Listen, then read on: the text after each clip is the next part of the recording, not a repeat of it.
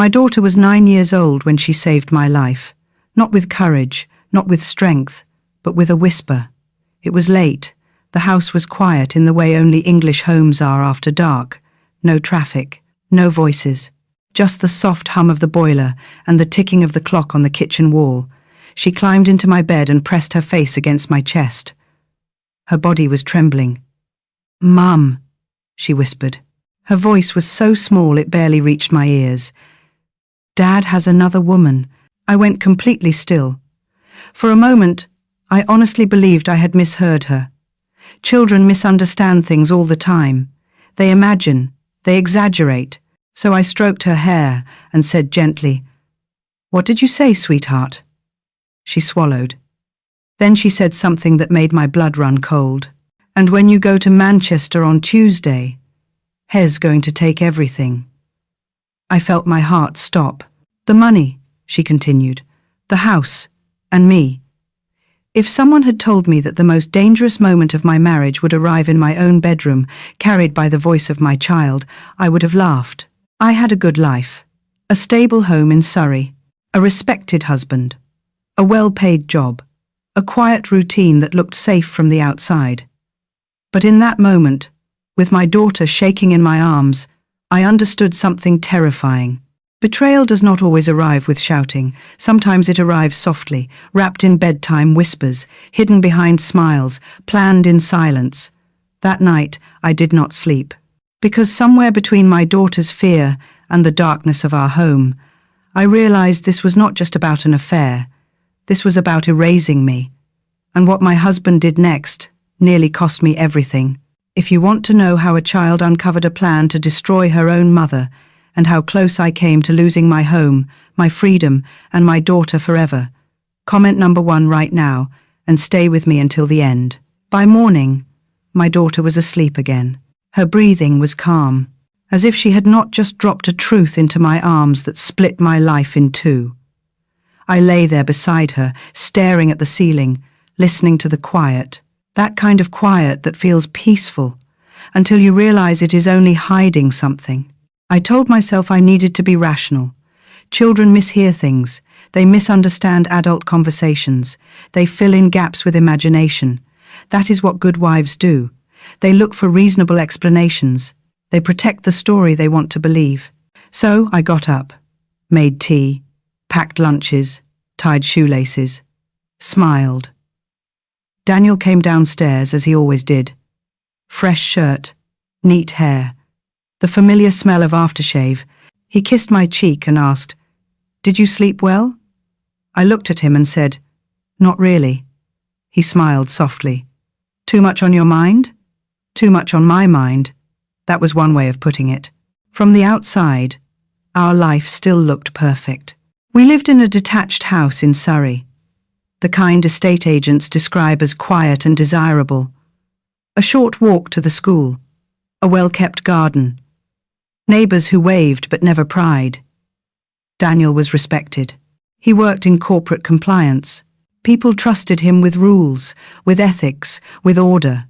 And me? I worked in risk analysis. I spent my days identifying threats before they happened. Weak points, hidden dangers. The irony makes me sick now. I was brilliant at protecting companies, but blind when it came to my own home.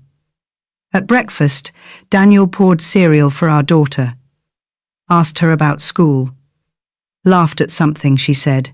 She did not look at him. That alone told me something was wrong. When she left the table, he turned to me. "So, Manchester. Tuesday morning, right?" I felt my chest tighten. "Yes." "How many nights?" "2. Maybe 3. He nodded slowly.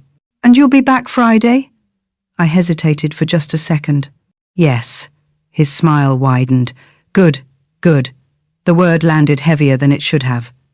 That afternoon, while Daniel was in the shower, his phone buzzed on the kitchen counter. Once, twice. I did not pick it up. I did not need to. The screen lit up with a name I did not recognize. Clara. I told myself it meant nothing. A client. A colleague. Anyone. but what my daughter had said. But that night, after everyone was asleep, I opened my laptop. I searched my email. Slowly, carefully. And that is when I found it. An attachment from 6 weeks earlier. Scanned documents, 5 pages long. The subject line read, "Updated paperwork." I remembered that day clearly. I had just come home from minor surgery, still dizzy, still sore, still trusting. Daniel had sat beside me on the sofa, held my hand, spoken gently. "Just some forms," he had said. "Nothing urgent, just in case." I opened the document now, wide awake. The words jumped out immediately. Enduring power of attorney, general authority. My hands began to shake. I scrolled. Read more. Financial decisions. Property. Medical consent. Everything. I had signed it. Every page. I felt cold all over. This document did not belong to an affair. It belonged to a plan. At 3 a.m, I closed the laptop and sat in the dark. I thought of my daughter's whisper, the way she had said my name, the fear in her voice. I realized something then. She had not been guessing. She had been warning me, and I had almost ignored her. The next morning, as I was leaving the house, I opened the front door and froze. A white envelope lay on the doormat. No stamp, no return address, just my name, handwritten. Inside was a notarized confirmation, 2 signatures, Daniel's and Clara Hayes. I stood there, holding the paper, my heart pounding, because in that moment every doubt disappeared. This was not about betrayal of the heart. This was about control. And I had just realized that my husband did not want to leave me. He wanted to replace me. What I did next would decide whether I lost my home or my daughter. And I had no idea yet just how far he was willing to go. That morning, I did not cry. I stood in the hallway with the envelope still in my hand, listening to the house wake up. The kettle clicked. The heating hummed. Upstairs, the floor creaked as Daniel moved around the bedroom. Everything sounded normal. That was the most frightening part. I folded the document carefully and slid it back into the envelope. Then I placed it inside my work bag, beneath my laptop, as if hiding a weapon. At breakfast, Daniel was calmer than usual. Too calm. He buttered toast. He asked Lily if she wanted jam or honey. He smiled at me across the table like nothing in the world had changed. I watched his hands, steady, unhurried. This was not the face of a man having an affair. This was the face of a man who believed his plan was already working. When Lily left for school, he walked her to the door, bent down, kissed her forehead. She stiffened. That small movement broke something inside me. After the door closed, Daniel turned to me. "So," he said lightly, "have you finished packing for Manchester?" I felt my pulse in my throat. Almost. "What time is your train again?" 6:30, he nodded. "And you'll be out of the house by 5:45. He smiled. "Good. I'll make sure Lily gets to school." Good. That word again. As if my absence was a gift. When he left for work, I locked the door behind him and leaned against it, shaking. My body had finally caught up with what my mind already knew. This man was dangerous. I sat at the kitchen table and took the document out again. Read every line slowly, painfully. Enduring power of attorney. Broad authority. Immediate effect. The words were clear. Too clear. He could access my accounts, sell property, make medical decisions, claim I was unfit. And if I was unfit, I could not protect my daughter. That was when the fear truly settled in. Not fear for myself, fear for Lily. At 11:30 I called Rachel. She answered on the second ring. "Hannah," she said, already alert. "Tell me everything." I did. The whisper, the documents, the name, Clara Hayes, the Manchester trip. There was a long pause on the line. "This is not an accident," she finally said. "This is preparation." "What does that mean?" I asked. "It means he has been planning this for months." I closed my eyes. Can he really do it? I whispered. Can he really take everything? Rachel did not hesitate. Yes. If we don't act. My hands curled into fists. Then tell me what to do. We start quietly, she said. No confrontation, no mistakes. And Hannah, you must not cancel your trip. I opened my eyes. What? Hes counting on you leaving, she continued. If you change plans suddenly, he may panic. Panic makes men like this unpredictable. I thought of Lily's face, her silence at the breakfast table, her fear. All right, I said. I'll go. That afternoon, I went to the office as if nothing had happened, answered emails, attended meetings, nodded at screens. But my mind was elsewhere. Every time my phone buzzed, my stomach tightened. Every unknown number felt like a threat. At 4:15, Daniel messaged me. Busy day? Very, I replied. Try to rest tonight, he wrote. You look tired. I stared at the screen. He was watching me, measuring me, waiting for cracks. That evening, while Daniel was out picking up groceries, I searched his study. I hated myself for it, but I loved my daughter more. I opened drawers, checked folders, moved carefully, like a guest in my own home. That was when I found it. A business card. Private Mental Health Assessment Services, North Hertfordshire. On the back, written in Daniel's handwriting, was a date and time, Wednesday, 9 a.m., the day after my trip. My breath left my body in a rush. This was not about money alone. He was going to say I was unstable, unwell, unfit. Once that label was attached to me, everything else would fall easily into place. The house, the accounts, custody. I sat down in his chair, my legs weak. My daughter had not only overheard an affair, she had overheard the end of my life as I knew it. That night, Daniel was affectionate, almost tender. He poured wine, asked about my meetings, touched my arm as he passed. After your trip, he said casually, maybe we should take a break. Just us. Clear our heads. I forced a smile. That sounds nice. He studied my face. You're not nervous about travelling, are you? No, I said. Why? Just asking, he replied. You've been under a lot of pressure lately. There it was, the first brick in the story he would tell. Pressure, stress, instability. I nodded. Work is work. Later, when Lily was asleep, she came into the living room and sat beside me. Mum, she whispered, are you really going away? I pulled her close. Yes, but only for a little while. Her fingers tightened in my jumper. Dad said when you go, I'll stay with him. And Clara.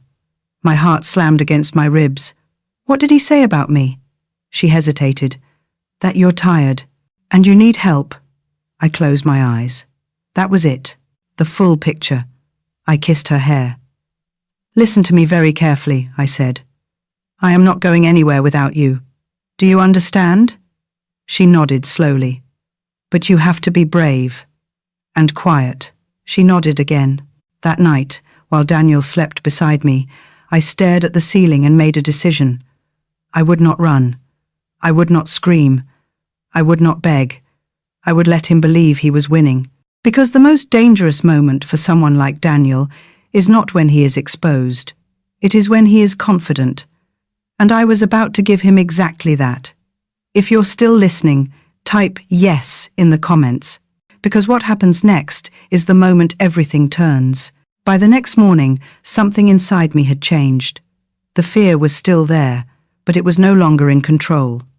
Fear had stepped aside. And in its place stood something colder, clearer, more dangerous, focus. I woke before the alarm, before the light crept through the curtains, before Daniel stirred beside me. I lay there, listening to his breathing, slow, even, peaceful. The breathing of a man who believed he was winning. I did not look at him. I did not touch him. I slid out of bed quietly and went downstairs. At the kitchen table, I opened my notebook. Not my phone, not my laptop. Paper does not betray you. Paper does not leave a trail. I wrote one word at the top of the page. Lily. Underneath it, I began to list everything that could take her away from me. Money. Housing. Mental capacity. Custody. I did not cry. I did not panic. I analyzed. This was what I had done for a living for 20 years. Assess risk.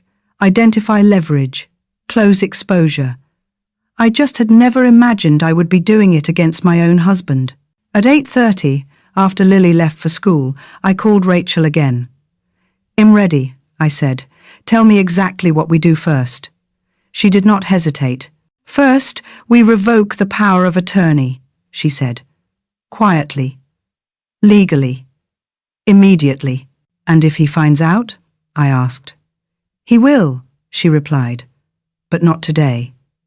And that delay is everything." I wrote it down. Step 1. Revoke authority. Second, Rachel continued, we isolate your finances, new accounts, new access, no shared permissions. My hand tightened around the pen. "And Lily?" There was a pause. Longer this time. "That is the most delicate part," she said. "If he files anything before we secure your position, it becomes complicated." Complicated, that was the word lawyers used when lives were at stake. "I won't let him touch her," I said. "I know," Rachel replied, "but we must be precise. No emotional moves, no confrontations." That afternoon, while Daniel was at work, I left the house with my laptop and my handbag. I did not go to the office. I went to a small legal firm in Guildford. Discreet. No signage. No waiting room music. Rachel was already there. She slid the documents across the table. The revocation, the bank notifications, the protective filings. "Once you sign these," she said quietly, "he no longer has legal control over you." My hand hovered over the page. "Is there any risk?" I asked. She looked me straight in the eye. "Yes. If he realizes too soon, he may accelerate his plan." I thought of the business card. Wednesday, 9 a.m. "Then we move faster," I said. I signed. Each stroke of the pen felt like reclaiming a piece of myself. When it was done, Rachel gathered the papers. "This buys us time," she said. "Not safety. Time." That evening, I returned home exactly as I always did. Same coat, same smile, same routine. Daniel was in the kitchen, chopping vegetables, humming. "Long day?" he asked. "The usual," I replied. He poured me a glass of wine. "Sit. Relax." I sat, across from him, studying his face. "You seem tired," he said. "I worry about you sometimes." There it was again. The story. The concern. The setup. "I'm fine," I said calmly. "Just busy." He nodded. "That job of yours. It takes so much out of you." I met his eyes. "It does," he smiled, a thin smile, satisfied. That night, after Lily was asleep, Daniel brought up the papers. "Do you remember those forms you signed after surgery?" he asked casually. The solicitor called, said there might be a small update. My heart beat once, hard, then settled. "We can deal with it after my trip," I said. "I don't want to rush legal things when I'm tired." His jaw tightened. Just for a moment. "Of course," he said. "Whatever you're comfortable with," but the warmth had gone from his voice. That was the first crack. Later, in bed, I lay awake, counting seconds, listening. This was no longer about waiting. It was about watching. The next day, I moved Lily's important documents into my bag. Birth certificate, school records, medical history. I did it quietly, methodically. I also did something else. I activated the voice recorder on my phone. Not openly, not obviously, just enough. That evening, while Daniel was in the shower, his phone lit up again on the counter. "Clara, I did not touch it. I did not need to. At 10:47, he stepped outside to take a call. I stayed where I was. But the recorder heard everything. "Shay's leaving Tuesday," Daniel said in a low voice. "No, she doesn't suspect anything. Everything is lined up." I closed my eyes. He continued. "Once it's done, it'll be easier for Lily. She'll adjust." My hands shook, but I did not stop the recording. That night, I sent the file to Rachel. Her reply came minutes later. "Good. This is important." I stared at the message. This was no longer defense. This was evidence. This was war. And I understood something then with terrifying clarity. Daniel was not afraid of losing me. He was afraid of losing control, which meant the moment he realized he no longer had it, he would do something desperate, something irreversible. And I was running out of time. If you're still with me, don't look away now. Because the next step I took was the one that forced him to show his hand. And once he did, there would be no going back. From that moment on, time changed its meaning. It no longer flowed. It counted. Every hour felt measured. Every minute felt observed. Every sound in the house felt like a signal. Tuesday was approaching, the day Daniel believed everything would finally fall into place. On Sunday night, I packed my suitcase slowly, deliberately. Not because I needed the clothes, but because I needed him to see it. I folded blouses, placed shoes neatly inside, left the suitcase open at the foot of the bed. Daniel watched from the doorway, too casually. "You're very organized," he said. "I have to be," I replied. "My meetings start early." He nodded. "And you'll take a taxi to the station?" "Yes." 5:45. He smiled. "Good. He'll still be asleep." "Good. That word again. Always that word." On Monday, I did everything I normally did. I went to work, answered emails, chatted about nothing important. But beneath the surface, everything was running. Rachel had already submitted the revocation. The banks had been alerted. The accounts were sealed. Legally, Daniel no longer had power, but he did not know that yet, and that ignorance was the trap. That evening, I did something I never imagined I would do. I placed my phone inside the living room drawer. Screen down. Recorder on. Then I went upstairs and pretended to sleep. At 11:12, Daniel came downstairs. I could hear his footsteps, slow, careful. A few seconds later, his voice, low, intimate. "I'm alone now," he said. There was a pause. Then another voice came through the speaker. "Clara." "I was worried," she said. "What if she changes her mind?" Daniel laughed softly. "She won't." "Are you sure?" Clara asked. "She trusts me," he replied. "And by the time she realizes anything is wrong, it'll be done." My stomach twisted. "What about the money?" Clara asked. "It's ready," Daniel said.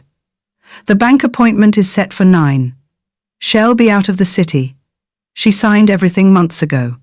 Clara laughed.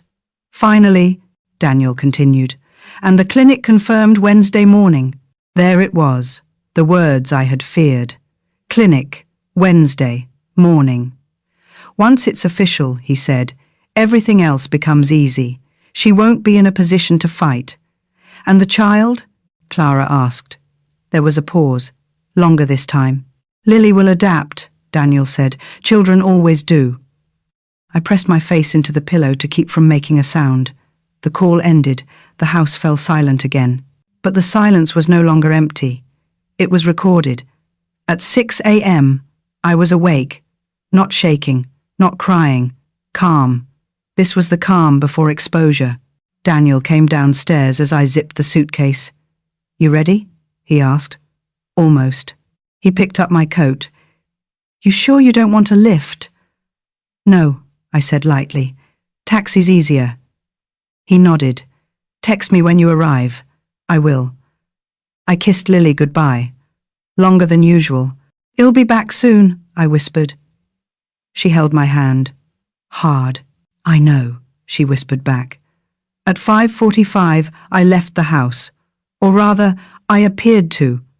I walked down the street with my suitcase, turned the corner, and stopped. Rachel's car was waiting. I got in, and for the first time, I allowed myself to breathe. We drove to a small office space above a closed shop.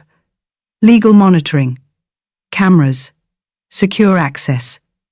Screens lined the wall. "This is it," Rachel said quietly. "Once he acts, everything is captured." At 8:48, Daniel texted me. "On the train?" I did not reply. At 9:02, the camera feed switched. There he was, Daniel. Grey suit, black folder under his arm. Walking into the bank, Clara was outside, pacing, checking her phone. My heart pounded, but I did not look away. Daniel approached the counter, spoke confidently, handed over the documents. The bank clerk frowned, typed, paused. "One moment, sir," she said. Daniel's jaw tightened. The clerk left, returned with a manager. The manager looked at the screen, then at Daniel. "Mr. Whitmore," he said, "I'm afraid there's been an update." Daniel crossed his arms. "What kind of update? Your authority on these accounts was revoked yesterday." Silence. "That's impossible," Daniel snapped. "I'm her husband." "I understand, sir," the manager replied calmly. "But you no longer have access." Clara rushed inside. "What's happening?" she demanded. "They're saying I can't touch the accounts," Daniel said. "This was supposed to be done today." The manager pressed a button. Security appeared. "Mr. Whitmore," the manager said, "I'm going to have to ask you to leave." Daniel's voice rose. "This is a mistake. My wife is out of town." The manager did not flinch. "Sir, please leave." Clara backed away, already on her phone. Daniel stood there for a moment, frozen. Then he slammed the folder shut and stormed out. I watched every second, every word, every expression. Rachel saved the footage, time-stamped, documented. "This is enough," she said. My phone vibrated. "Daniel," then again, and again. I did not answer. At 11:30, the front door camera activated. Daniel was home, pacing, calling, knocking. "Answer me," he shouted. "What have you done?" Clara arrived minutes later. They argued on the driveway, her hands flying, his voice sharp. The mask was gone. Everything he had hidden was now exposed. Rachel turned to me. "Are you ready?" I nodded. "Because once we move to the next step," she said, "there's no turning back." I looked at the screen one last time, at the man I thought I knew. Then I looked away. If you're still here, type a single dot in the comments. Because what happens next is the moment the law steps in, and everything changes. The law does not arrive with sirens. It arrives quietly, in emails, in documents, in recorded moments that cannot be taken back. By the afternoon, Daniel was no longer pretending. My phone vibrated constantly. Missed calls, voicemails, messages that grew shorter, sharper, more desperate. "Where are you? Why are you doing this? We need to talk. Now." I did not reply. Silence was no longer fear. Silence was strategy. Rachel sat beside me in the monitoring office, scrolling through the timeline. Each clip, each message, each timestamp. "Hez, unraveling," she said calmly. "And that works in your favor." At 2:15, a new alert appeared on the screen. Daniel was at the house. He stood at the front door, knocking, then banging, then stepping back, pacing like a trapped animal. He pulled out his phone and shouted, "Answer me, Hannah!" "This is insane." Rachel activated the audio feed. "I know you're listening," he said. "You can't do this to me." Clara arrived minutes later. Her car stopped sharply at the curb. They argued on the driveway, her voice sharp, his louder. "This wasn't the plan," she said. "You said this was done." "I don't know how she did it," Daniel snapped. "But someone helped her. That sentence alone was enough." Rachel looked at me. That's acknowledgement, she said quietly. He knows the authority is gone. Inside me, something shifted. This was no longer about survival. This was about accountability. At 3:30, Rachel's phone rang. She stepped aside, listened, then returned. "We're moving," she said. "The solicitor on record has filed an urgent protective application. There's a preliminary hearing tomorrow morning." My stomach tightened. "So soon?" "Yes," she replied, because his behavior today accelerated everything. That evening, I went home. Not to confront him, not to argue, but to be seen. Daniel was in the living room when I walked in, pale, unshaven. His eyes flicked to my bag, my coat, my face. "Where have you been?" he demanded. "Working," I replied calmly. He laughed, a brittle sound. "You think you can just destroy my life and walk back in like nothing happened?" I put my keys down, slowly. "You destroyed it yourself," I said. His jaw clenched. "That's not fair, isn't it?" I asked. He stepped closer, lowered his voice. "They'll think you're unstable," he said. "You're acting unstable right now." There it was, out loud, unmasked. I looked at him, really looked. "Careful," I said quietly. "Everything you say now matters." He froze. For just a second, fear crossed his face, then anger rushed in to cover it. "You've been recording me," he accused. I did not answer. That was answer enough.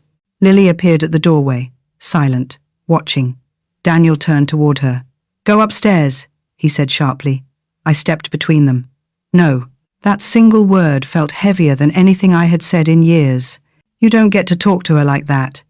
He stared at me, as if seeing me for the first time. "She's my daughter," he snapped. "And I'm her mother," I replied. "And tomorrow, a judge will decide what that means." His face drained of color. That night, Daniel slept on the sofa. I did not close my bedroom door. I wanted everything visible, everything clear. At 6 a.m., Rachel texted me. "Be ready by 8. Bring Lily's documents. Do not engage with him this morning." Daniel was already awake, sitting rigidly at the table. "You're really doing this," he said. "I am," I replied. "You think the court will believe you?" He scoffed. "You're emotional, exhausted. You always have been." I paused, then said softly, "And you're recorded." He slammed his hand on the table. "That won't hold." "It already does," I said. At 8:10, we arrived at the courthouse. Grey stone, high ceilings, quiet corridors.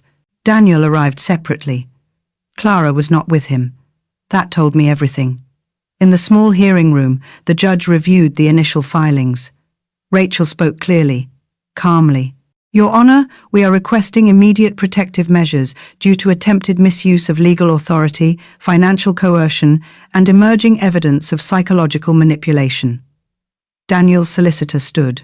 "My client denies any wrongdoing," he said. He was acting in good faith to protect his family. The judge looked at Daniel. "Is that correct, Mr. Whitmore?" Daniel stood, straightened his jacket. "Yes," he said. "My wife has been under extreme stress. I was concerned about her capacity." Rachel did not interrupt. She waited. Then she placed a document on the table. "Your Honor," she said, "may I play a short audio excerpt?" Daniel turned sharply. "What is this?" The judge nodded. The room filled with Daniel's own voice. "Once it's official, everything else becomes easy. She won't be in a position to fight." Silence followed. Daniel's mouth opened, closed. Rachel continued. And another. A second clip played. "She trusts me, and by the time she realizes anything is wrong, it'll be done." The judge leaned back. "Mr. Whitmore," he said evenly, "do you wish to revise your statement?" Daniel's hands shook, just slightly. "It's taken out of context," he said quickly. "I was stressed." Rachel spoke again. "Stress does not fabricate intent." The judge raised a hand. "Enough." He looked at me.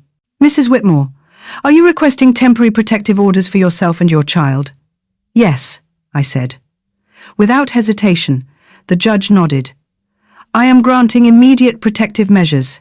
Asset access is suspended, contact is restricted, and custody will remain unchanged until full review." Daniel sat down heavily. For the first time, he looked small. Outside the courtroom, Rachel exhaled. "That was your first win," she said. "But it won't be the last confrontation." I nodded, because I knew something she hadn't said out loud. Daniel was cornered now. And cornered people do not retreat quietly, they strike. "If you're still here, stay with me." Because what he did next crossed a line even he could not step back from. There is a moment after a court hearing when the air feels different. Not lighter, not safer, heavier. Because when a person realizes the law has turned against them, they stop thinking in terms of rules. They start thinking in terms of losses. And losses make people reckless. That evening, the house felt unfamiliar. Not because anything had moved, but because everything meant something else now. The sofa where Daniel slept, the hallway where he had shouted, the doorway where I had stepped in front of Lily. Every corner carried memory. And warning. Daniel did not come home until after 10. I heard his key in the lock, too forceful, too impatient. He stood in the kitchen for a long moment, saying nothing. Then he spoke. "They humiliated me today." I did not answer. "They made me look like a monster," he continued. "In front of strangers." I kept my voice even. "You did that yourself." He laughed, but there was no humor in it. "You think you've won," he said. "But you've only started something you can't control." I felt a chill move through my spine. "Go to bed, Daniel," I said. "This conversation is over." He stepped closer. "You can't keep her from me," he said. "You can't erase me." "I'm not erasing you," I replied. "I'm protecting her." That word, protecting. It landed like an insult. He leaned in, lowered his voice. "If you push this any further," he said, "people will start asking questions about you." I looked at him. Really looked. "You've already tried that," I said quietly. It didn't work. For a split second, I saw it in his eyes. The calculation, the shift. He realized then that fear no longer lived where obedience once had. He turned away abruptly, stormed out of the room. The door to the spare bedroom slammed. I locked Lily's door that night, not because the court told me to, but because instinct did. At 2:47 a.m., I woke to a sound that did not belong, a click, soft, metallic. I sat up in bed, heart pounding. Then another sound, a drawer opening. I moved silently into the hallway. Daniel was in the study, rifling through files, moving too fast, breathing too hard. "What are you doing?" I asked. He spun around. "Looking for my documents," he snapped. "You don't have access to those anymore," I said. He laughed again, that same brittle sound. "You think paper stops me?" I stepped back. "Leave the room," I said. "Now." He took a step toward me instead. "You're not in charge," he said. "You never were." I raised my phone. "It's recording," I said. "Walk away." He froze. For a moment, I thought he might actually listen. Then his hand moved, not toward me, toward the desk, toward the drawer where the spare car keys were kept. "Daniel," I said. "Don't." He grabbed them and pushed past me. The front door slammed. I stood there, shaking. Then I moved. I called Rachel first. Then the non-emergency police line. My voice was calm. Too calm. "My husband has violated a protective order," I said. "Has removed items from the property. I believe my child may be at risk." Within minutes, blue lights cut through the street. Daniel returned less than 20 minutes later. He did not expect to see the police. He stopped short at the driveway. "What's this?"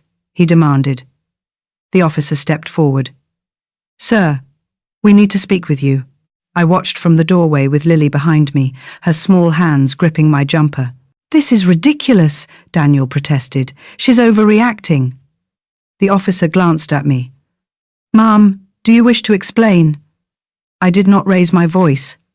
I did not cry. "He entered a restricted room," I said, "removed property, and made statements earlier tonight that caused me concern for my daughter's safety."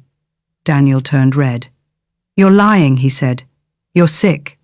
The officer raised a hand. "Sir, calm down." Daniel did not calm down. "You've poisoned her against me," he shouted. "You think you can just take my child?" That was the moment. The moment he crossed the line that no apology could erase. The officer stepped in front of him. "Sir, I'm going to need you to step back." Daniel laughed again. But now there was panic in it. "This is a mistake," he said. "You don't understand." "Oh, we do," the officer replied. "And tonight, you're not staying here." They escorted him to the car. Not in handcuffs, but close, very close. As the door shut, Daniel looked at me, not with anger, with something worse, desperation. "You'll regret this," he said. The car drove away. The street went quiet again. But the silence was different now. It was not the silence of waiting. It was the silence after impact. That night, Lily slept in my bed, her breathing slow, trusting. I did not sleep, because I knew something no court document could promise. Daniel had lost control. And people who lose control do not stop trying. They escalate. If you've listened this far, please comment the number 2, so I know you're still with me. Because what he does next forces the system to act in a way none of us were prepared for. The night after the police left, I understood something with terrifying clarity. This was no longer a legal dispute. It was a safety crisis. Paper could not stop a man who had already decided he had nothing left to lose. At dawn, I did not wait for instructions. I packed a small bag for Lily, only the essentials. Clothes, medication, her favorite book. I did not tell her why. I only said, "We're going somewhere safe." She nodded. She had learned not to ask. Rachel met us outside the house. Her face was tight, focused. "Has been released," she said, "with conditions." My chest tightened. "What kind of conditions?" "No contact," she replied. "Distance orders, but those are promises, not walls." We drove to a secure address the court had authorized overnight, unmarked, anonymous, protected. For a few hours, the world went quiet, too quiet. At 11:20, Rachel's phone rang. She listened. Her expression changed. "Has breached," she said. "He tried to access Lily's school." My heart dropped. "The head teacher refused," she continued. "Police are en route." I sat down heavily. My legs shook. This was escalation, not desperation. At 1:15, another call. "Hez at the old house," Rachel said. "Hez demanding entry." I closed my eyes. "He knows we're not there," I said. "Hez searching." At 3:40, the call that changed everything came. Rachel answered on speaker. "Armed response unit is taking over." I froze. "What do you mean armed?" I asked. "There was a threat," the officer said calmly. "Your husband has made statements indicating he intends to retrieve his child by any means necessary." The room tilted. "Is Lily safe?" I asked. "Yes," the officer replied, "and we intend to keep it that way." The next hours blurred together. Screens, voices, updates.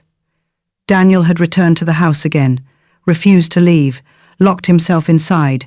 Neighbors evacuated, streets closed. This was no longer private. It was public, severe. At 6:30, the negotiator called. "Hez demanding to speak to you." Rachel shook her head immediately. "No," she said, "that's exactly what he wants." The negotiator paused. "Mrs. Whitmore, your voice may de-escalate this." I thought of Lily, curled up beside me, silent. "I'll speak," I said, "but on my terms." They connected the call. "Hannah," Daniel's voice came through, hoarse, unstable. "You've ruined everything," he said. "You've taken my life." "I protected our daughter," I replied. Even. Steady. You turned her against me. No, I said. You did. He laughed, then cried, then laughed again. They're outside, he said. They think him dangerous.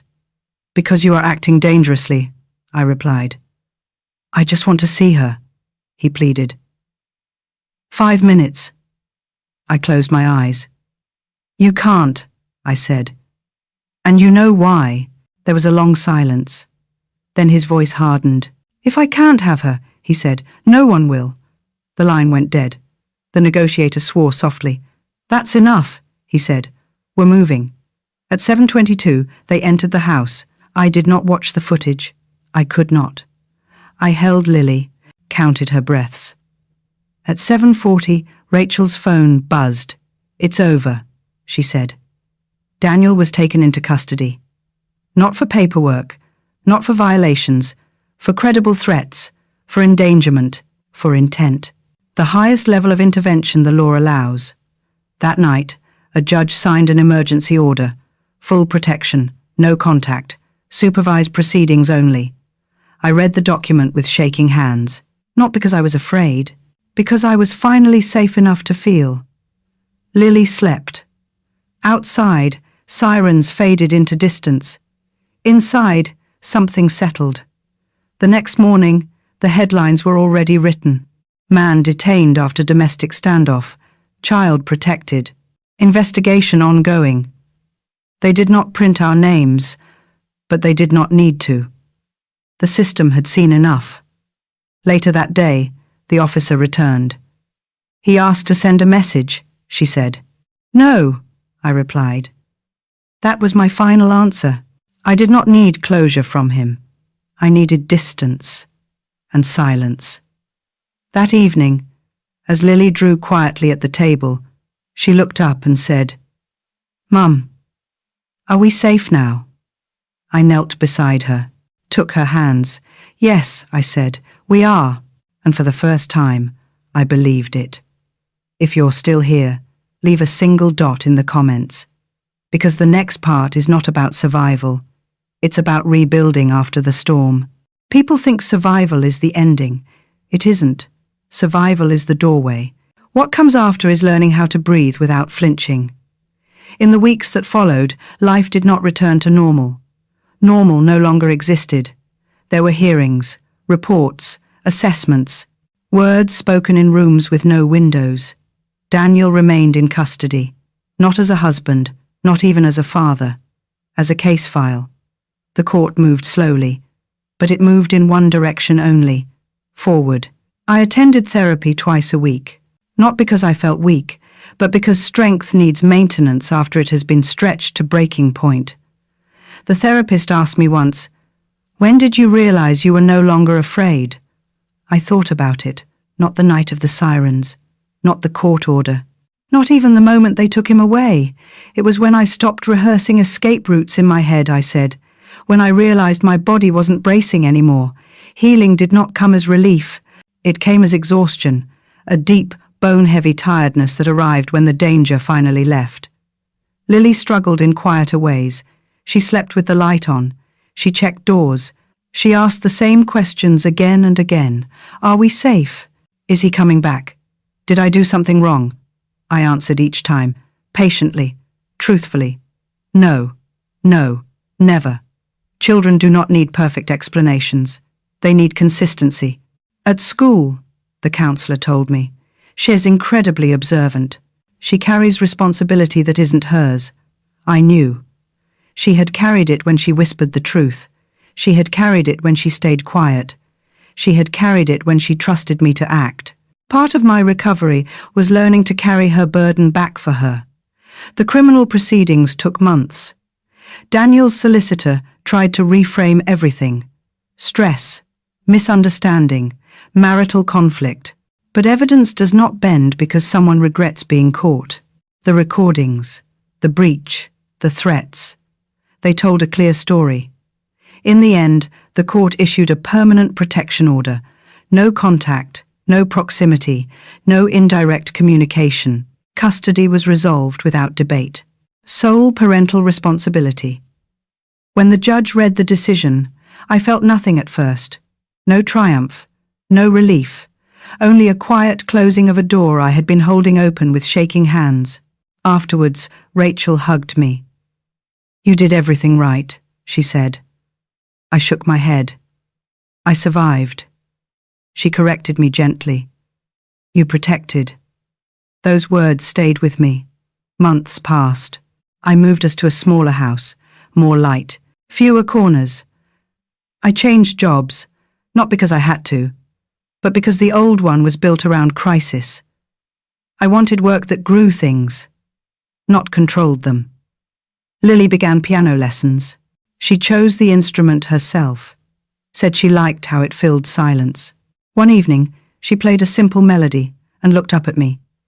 "Does this sound safe?" she asked. I smiled. "It sounds like home." There were still nights when my body woke before my mind, when a sound outside felt too sharp, when memory returned without warning. But now, those moments passed. They no longer ruled me. The final court date arrived quietly. No audience, no drama. Daniel accepted the ruling. The record was sealed. The consequences permanent. As we left the building, I did not look for him. Closure is not confrontation. Closure is distance. That night, Lily and I cooked together, burned the first batch, laughed.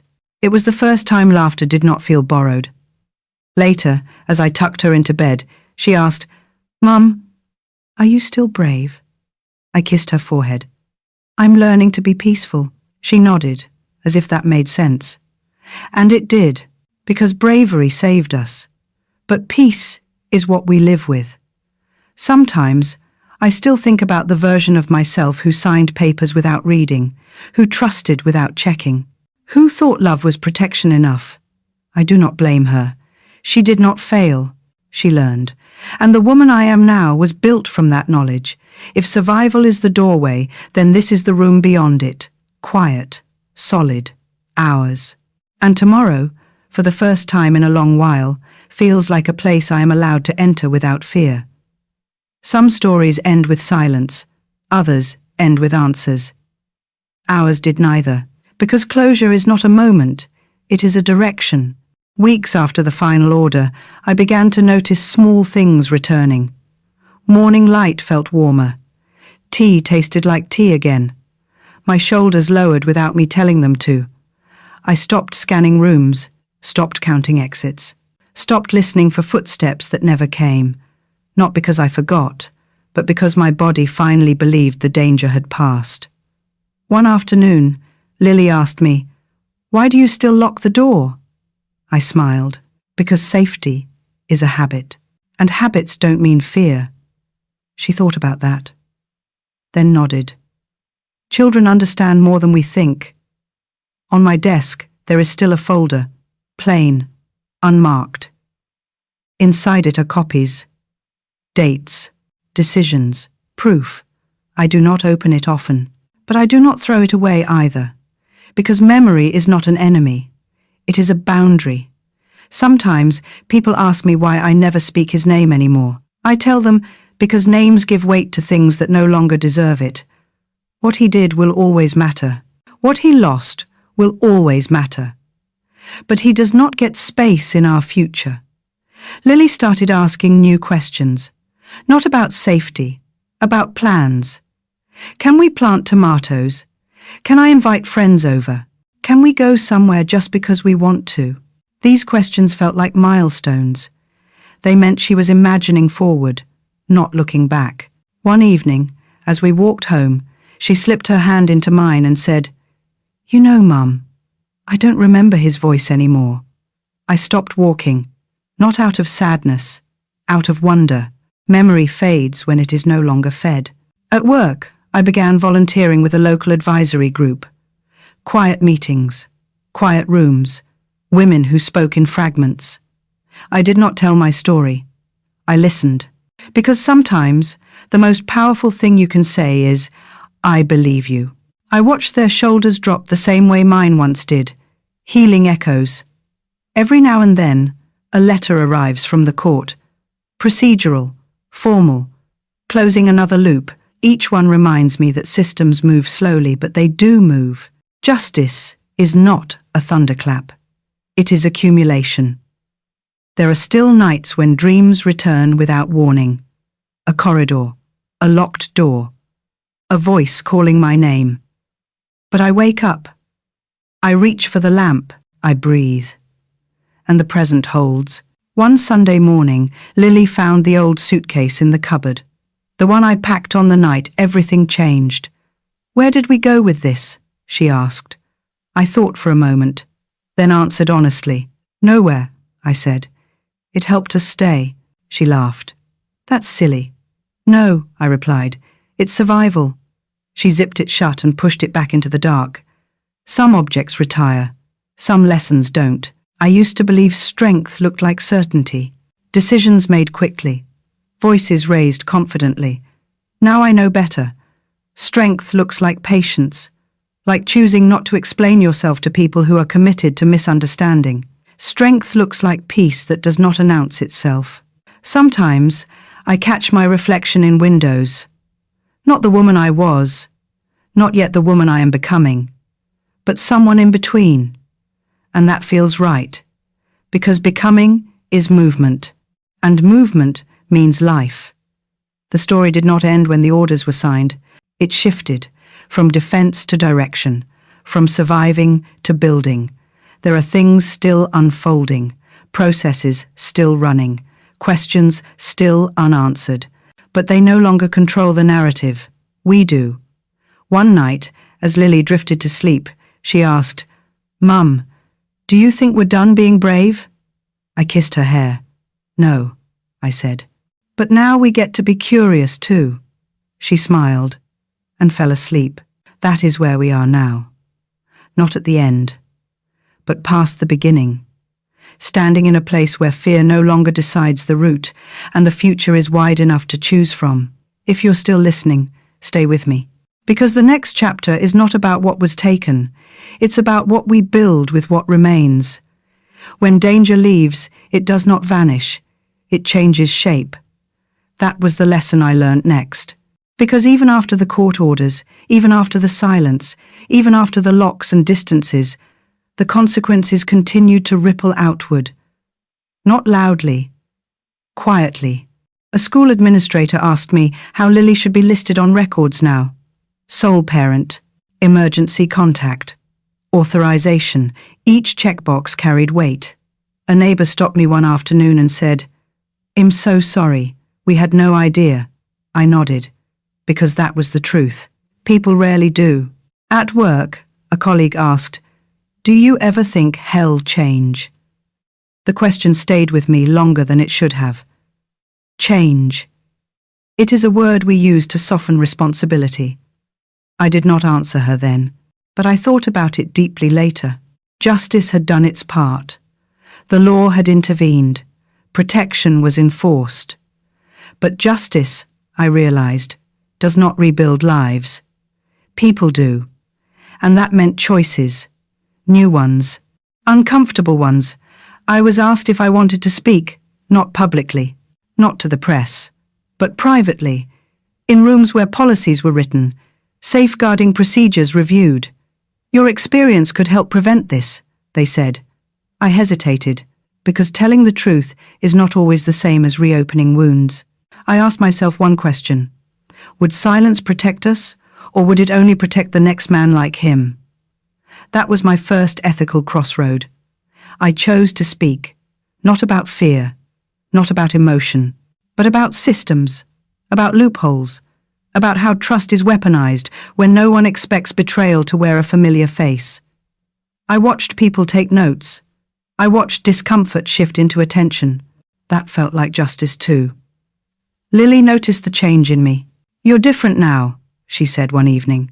"Not scared, but not angry either." I smiled. "Irresponsible," she frowned. "For what? For what I let into our lives, and what I don't anymore." She thought about that carefully, then said, "I like this version. So did I." Months later, I received a letter, Not from him, not from the court, from a woman I didn't know. She wrote that she had once worked with Daniel, that she had dismissed her instincts, that she had stayed quiet. "Your case made me leave," she wrote. "It made me trust myself." I sat with that letter for a long time. Justice, I realized, is not always punishment. Sometimes it is interruption, stopping a pattern, breaking a cycle. I never replied to her, but I kept the letter, because it reminded me that outcomes travel further than intent. There were still decisions to make, supervised access reviews, risk assessments, permanent boundaries. Each one required clarity. Not vengeance, not forgiveness, clarity. People often ask if I forgive him. They expect a clean answer, a moral conclusion, but forgiveness is not a requirement, and it is not owed. What I owe is safety, to my child, to myself. That is my definition of justice now. One afternoon, Lily asked me, "Do you think he knows what he did?" I answered honestly, "I think he knows what it cost him." She nodded. That seems fair. Children have an unfiltered sense of justice. They understand consequence better than intention. As time passed, the story became quieter, fewer letters, fewer meetings, less explaining. Life expanded again, not back, forward. I stopped thinking in terms of recovery and started thinking in terms of direction. Who do I want to be now that survival is no longer the job? The answer surprised me. I wanted to be deliberate, gentle, unavailable to chaos. I wanted my life to be boring in the best possible way, predictable, safe, warm. One night, as Lily worked on homework, she looked up and said, "Mum, if this hadn't happened, would we be the same?" I considered the question carefully. "No," I said, "but we wouldn't be better. Just unaware." She accepted that, returned to her work. That was when I understood that meaning does not require justification, only honesty. The world still contains men like him. Systems still miss signs. People still doubt themselves. But now, so do stories like mine. Stories where survival turns into agency, where justice is not just enforced, but chosen, where the future is shaped not by what was done to you, but by what you refuse to pass on. That is the path I am on now, not seeking closure, not chasing healing, but living with intention, and that, more than any verdict, is the justice I claim for myself. Some endings arrive loudly. This one didn't. It arrived on an ordinary morning, with sunlight on the kitchen floor and the sound of a kettle beginning to boil. Lily was at the table, doing homework she no longer rushed through. Her shoulders were relaxed, her feet swung lightly under the chair. Peace has a posture, and she was learning it. I watched her for a moment and realized something quietly powerful. We were no longer defined by what almost destroyed us. We were defined by what did not. There were no final speeches, no dramatic goodbyes, no last confrontation. Just a life that kept going. I still carried the knowledge, the awareness, the boundaries. But they no longer weighed the same. They felt like bones after healing, stronger where they once broke. One evening, as we sat together on the sofa, Lily leaned against me and said, "Mum, I think him happy, not excited, not relieved, happy." I rested my cheek against her hair and let the moment stay. Happiness did not erase the past. It did not pretend it never happened. It simply refused to be ruled by it. That is what survival becomes when it is given time.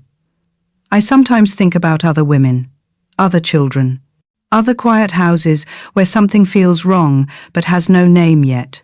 If this story reaches even one of them, then it has done its work. Not to scare, not to accuse, but to remind. Trust your instincts.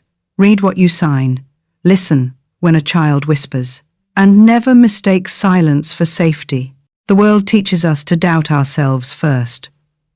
I learned to do the opposite. As I turn off the lights at night, I no longer check the door twice. I no longer listen for echoes. I listen to breathing, steady, unafraid. That is the sound I fought for. That is the ending I chose. If this story stayed with you, leave a simple comment below. Just one word is enough. It tells me you listened. And that means more than you know.